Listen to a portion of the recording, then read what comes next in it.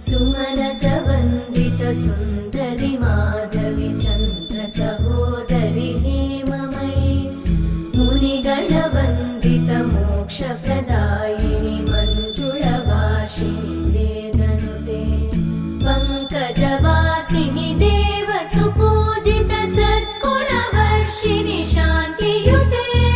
जय जय हे मधुसूदन कामिनि आदिलक्ष्मि जय पालय माम्